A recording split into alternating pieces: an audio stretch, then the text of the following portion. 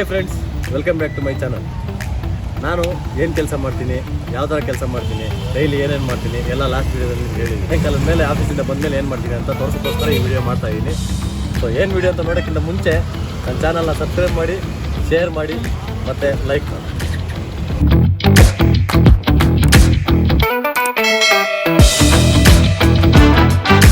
ಬನ್ನಿ, welcome to Meen Mamu fish fry.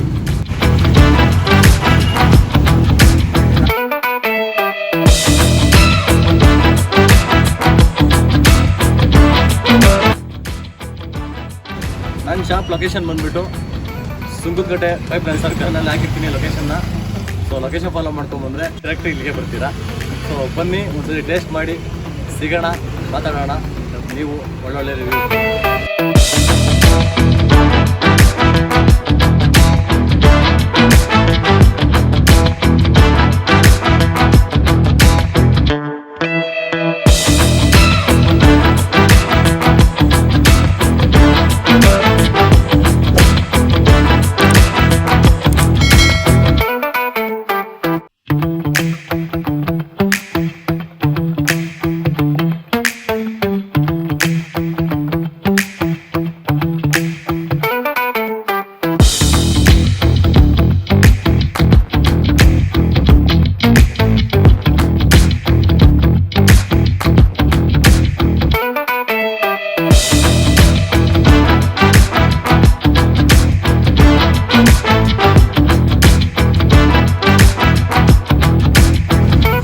ವ್ಯಾಪಾರ ಮುಗಿದು ಸ್ವಲ್ಪ ಕ್ಲೋಸ್ ಮಾಡ್ತಾ ಇದ್ದೀನಿ.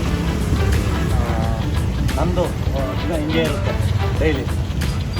ಬೆಳಿಗ್ಗೆ 6 ಗಂಟೆಗೆ ಎದ್ದರೆ ಆ ಕೆಲಸ, ಮತ್ತು ಇದೇ ಕೆಲಸ, ಮತ್ತು 12 ಗಂಟೆ 1 ಗಂಟೆ ಆಗುತ್ತೆ ಮಲ್ಕೊಳ್ಳೋದು.